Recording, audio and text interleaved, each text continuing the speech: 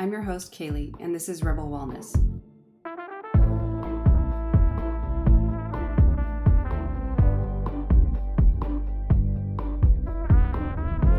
Hello, welcome to the show. I'm your host, Kaylee, also known as Coach Kales.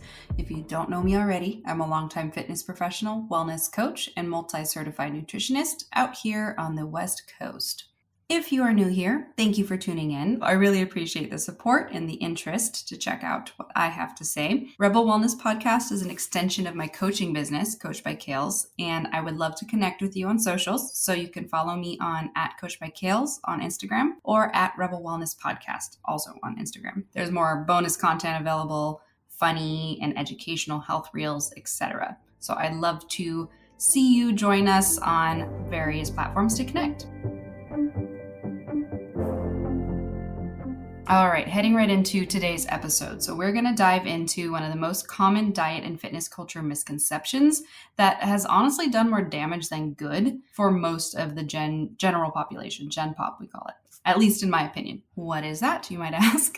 And that's the concept that cardio fitness is superior for fat loss, aka if you want to lose fat, you must be running. That is something that I have constantly seen, even when I was just in Thailand this last several weeks, and I had seen nothing but fitness advertising showing a larger sized female running in a running position and getting down to a smaller size. So this kind of narrative and concept is literally everywhere. And it's really misleading and it's kind of defeating, especially if any of you have done it yourself. I know I have several times in the past where I've kind of second guessed the science and experience that I've had with it and been like, I should probably just try to do that too.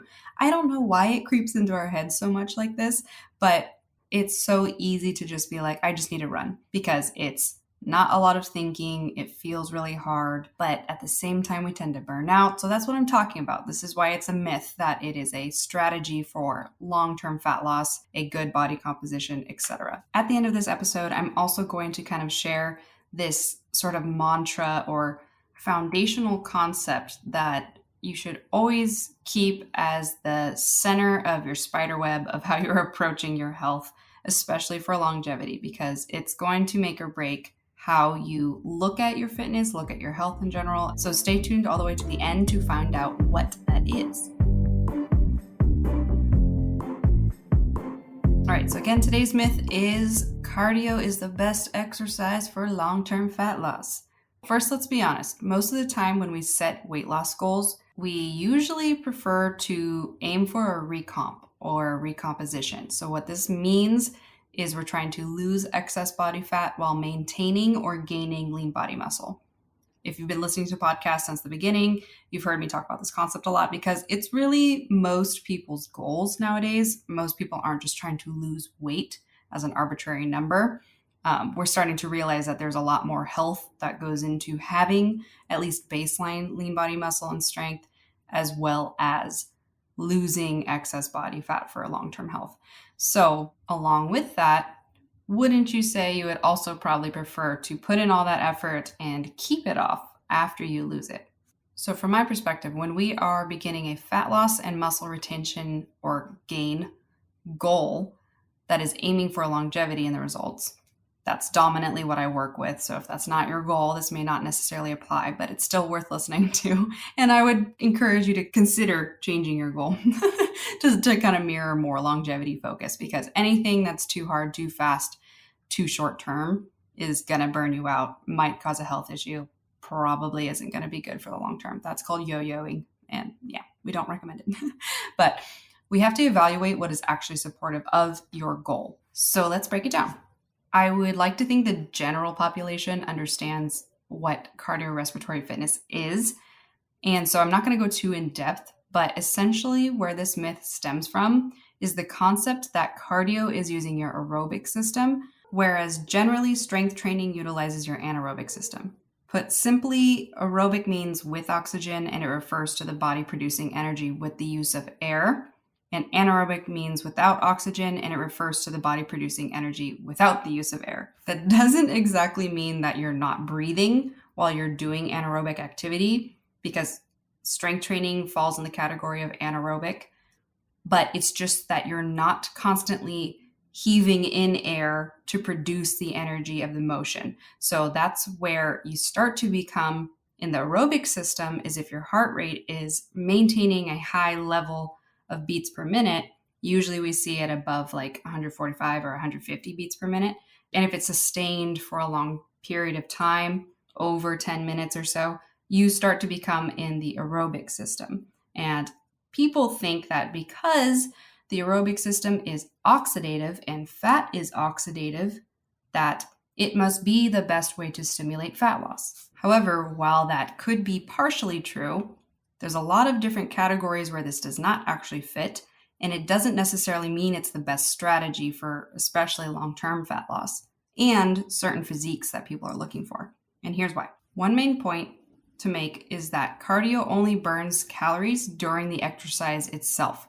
Therefore, it's not truly burning very many calories in the long run because it's only while you're doing it. A typical calorie burn on a cardio session, if it's about 20 minutes, 200 calories maybe, depends on your intensity. And if it goes all the way up to 60 minutes, maybe 500 calories to 600 calories.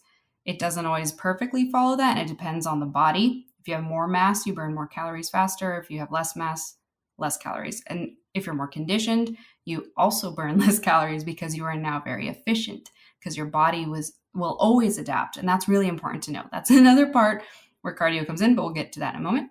But also, you're not really stimulating your muscles in a kind of hypertrophy way. Like, you're not trying to grow muscles. You're not challenging the muscles in that way, other than you're propelling yourself forward if you're running or on the elliptical, etc. And therefore, it's more of a repetitive motion of usually not very much incline. And so it's not going to activate and utilize as many muscles as something like weightlifting or a sport where you're going in different planes of motion, etc. So you're not getting the afterburn effect, which is known as EPOC, excess post-exercise oxygen consumption, which is essentially resting energy expenditure. So how many calories are you burning when you're not actually expending energy in exercise or anything like that? So you're not necessarily getting extra metabolic activity while you're not doing the cardio anymore throughout the rest of your day. So you're kind of putting in all this effort for this short bit of time, and you're not building any muscle, which muscle is supportive of your metabolism. And then you're also only burning the calories while you're doing it. And your body is going to adapt and get more efficient at that exercise. So that exercise is no longer going to be as challenging on the body. Therefore, you're going to have to keep pushing the envelope. And that's the other area to this concept where cardio does not stick as a good long-term fat loss strategy, because you're going to have to keep outrunning yourself. We'll use running as the example because that's what everybody defaults to. You're going to have to keep outrunning your current PR to keep challenging yourself in this energy system. And your body is really good at adapting and getting conditioned. That's a good thing for certain things, especially because cardio is great for challenging your heart, getting your blood circulating, helping move digestion and other detox pathways along, etc. However, as a strategy for fat loss, you can see how this wouldn't be great, because once you had to run 1 mile, now you have to run 2 miles, and then 10 weeks down the road, you have to keep increasing a mile every week. Now you have to run 10 miles. It's not really realistic, especially because every mile longer you go, the more time you have to spend running. Even if you might get faster, you're going to have to increase the time you're spending doing cardio, which is also not something that everybody has. You can still reap benefits of cardio if you still just ran a mile 3 times a week or something like that. But again, that's not used for fat loss or fat maintenance. That's used for cardiovascular respiratory system health, because you'll find that your physique kind of hits a wall with adjusting. And with that said, cardio doesn't build muscle. So because it's a different energy pathway, you're using aerobic system, you're not challenging the muscles in a way that makes them stimulated to grow. Usually they grow in hypertrophy, aka grow in size, by a stimulus that's challenging enough consistently that makes it want to get better at resisting that weight. That's how muscles grow. If you are no longer doing anything that challenges the resistance against the muscle, which repetition at your body weight or small bits of incline are not going to encourage muscle growth enough to stimulate any type of hypertrophy. So therefore, not only are you not really growing more muscle, which increases your metabolism like we talked about before, it also has this interesting mechanism where your body actually adapts and pares down muscle building abilities because it doesn't want you to be in this position where you have so much lean muscle and so much energy expenditure because you're constantly running or whatever, that it basically kind of puts a stop on how much muscle is available to grow, or able to grow rather, because it's trying to keep your metabolism, your resting metabolic rate, which is basically how much your metabolism is working, so how much your energy is burning throughout the day when you're not doing any activity or basic activity like standing around, walking around, etc. Your body gets really smart. It realizes, oh, I'm expending this much energy from cardio so much, I can't have excess muscle because now I'm going to be either needing to eat a ton, which is also the mechanism at which cardio makes you hungrier, especially for females, but also it just wants to keep you in a position where it can keep you alive. Your body is almost always just trying to figure out, how can I optimize my person's ability to live longer and as healthfully as possible? And it knows that if somebody is doing constant cardio, maybe encroaching on the overtraining zone, which would be like running multiple miles a week over 5 days out of the week, when there's too much stress going on constantly, and especially if you're not eating enough, you're in this overtraining red zone. So you kind of bottom out at how much muscle you can actually build and maintain when you are consistently doing this level of cardio. That also kind of brings it back to that point I was making before this, where it makes it unsustainable how much you have to keep adapting and superseding your previous records of how much you've been running in order to challenge your body to adapt and be challenged. It's not always the best to focus and prioritize something like cardio consistently when you are really looking for a body composition and a metabolic rate that is stoked, because it just doesn't give you room for growth in times where you can't go do that cardio. So you get injured all of a sudden. Maybe you know somebody who's done this, or maybe you know somebody who has been through it, or maybe you have been through it. But a lot of the times we see people who are athletes suddenly put on a ton of weight once they get injured, and they're out for maybe half a year, maybe a whole year. And it can get really stressful because you literally can't do that cardio anymore. And so that's another reason why it's not a good strategy, because you can never predict when something's going to take you out of your routine where you can't go and do that cardio all the time. Whereas when you have enough lean muscle, you can skip the gym for a week or several weeks or do half-assed workouts and still maintain your muscle and reap the benefits of having that, even if life does its thing. Okay, brings me to the final and one of the most major points as far as why cardio may not be the best fat loss strategy, especially for long term, is because of the very fun, also well-known hormone cortisol. So the way that cardio works is we have to generate energy in our aerobic fitness system that turns up the stress hormone cortisol, because cortisol is what tells the body to create ATP, aka energy. So as we know, since that is a stress hormone, all exercise is a form of stress naturally on the body. That's why overtraining and leading a very busy life or very stressful life is not always a good health position to be in. So sometimes we see some people who kind of seem to have it all and do it all, and they work out 5 times a week. They probably are actually in that overtraining zone that we were talking about earlier. But I digress. So while exercise can alleviate stress for us, it also just has to use, especially for cardio, cortisol in order to work. In order for our body to move for prolonged, consistent period of time, we have to access cortisol. So if you are a person who finds himself very stressed, you have your kids, you have maybe your family, you have a really stressful job, you work in the restaurant industry, you're always moving around already.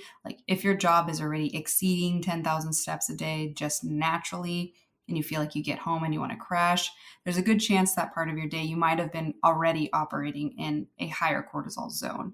And what that means is that if you are also a female and you have higher estrogen levels, or naturally just have your estrogen levels, and you have high cortisol as well, we've found that cortisol and estrogen tend to, especially estrogen in excess, so for those of us who are in estrogen dominant situations, you can be depositing fat like crazy just because your cortisol is too high all day long. So you're too stressed doing your job, you go and do your cardio session. Now you've just accessed and called for a lot of cortisol in your system, and it's too much for what is actually going to be supportive of telling that fat to mobilize and stay mobilized. So I've seen this a lot. You see belly fat is usually where somebody in a high cortisol state ends up body fat patterning. So if you see a lot of stubborn belly fat, or if you have that, I know for myself, the moment I started my business full-time after college, I gained this lovely little layer of very stubborn belly fat that literally, like, I'd have to just be really intentional to get rid of.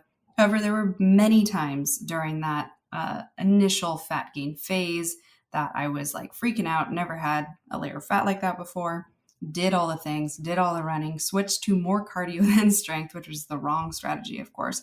But again, like I said, I'm human too. I have totally succumbed to that kind of narrative that keeps getting pushed down our throats, that running is the answer to a lean body. And it simply is not, especially for those of us who are in a higher stress state, who have more responsibilities than others, and in situations where you don't have opportunities or space to de-stress as much. So while that's a little bit of something that should also be addressed, is finding space and making space for yourself, it also can be a position where this is going to create very stubborn fat, which totally goes against the fat loss goal, especially for long-term fat loss. All right, lovely. So I'm just going to kind of close with this foundational concept that I really like to set the tone with all my clients and even kind of base my own life off of, because it's really worked for literally everybody who has centered their health around it as far as like fitness and nutrition goes. So the gym is where you go to build the muscles that burn calories throughout the day while you're not exercising. You do burn calories while you're building muscles, but you burn more when you've built that muscle and it's there. The gym is not the place where you go to burn calories. That sounds counterintuitive because I know a lot of us have been taught that it's all about burning as many calories as possible, but that concept is actually just, can you burn as many calories as possible even at rest? That means you need to have more lean muscle. It doesn't mean you need to do more and more cardio. Outside the gym is where you eat to fuel those muscles for lean mass maintenance. And should you choose to be in a deficit, you will focus on that program paired with strength training so that you can kind of master the body composition that you're looking for. I hope you better understand the fact that it's not about burning more calories, and typically cardio is linked to how many calories as possible can I burn, or how can I burn so many calories as easily as possible, and easy is not always better. We hear that for so many different things, but especially with fat loss, easier isn't better. And cardio is one of those things that while you may have the good fat loss you're trying to see the first couple weeks, first month, etc., this is where that plateau thing always happens. And I always have to kind of coach people out of that mindset that like, there's a reason we hit a plateau with cardio, because we're just really not meant to be running away from something all the time. Our body's like, yo, you're in a really stressed state constantly. Like, what is going on? Especially females, just by the way that we don't have as much testosterone naturally. And our body just always wants to be an environment for procreation, like constantly. Unless you're postmenopausal, then you can get away with a lot more. But at the same time, we still have to honor our bodies and honor our stress levels and pick the right long-term strategy if that is your goal, to have a healthier, stronger, sexier physique long-term, not constantly going back and forth. So if something spoke to you today, I'd love you to share this episode with somebody who still swears cardio is the only way to lose fat or the only way to maintain their physique. And I hope to see you next Sunday on another episode of Rebel Wellness. Thanks for listening.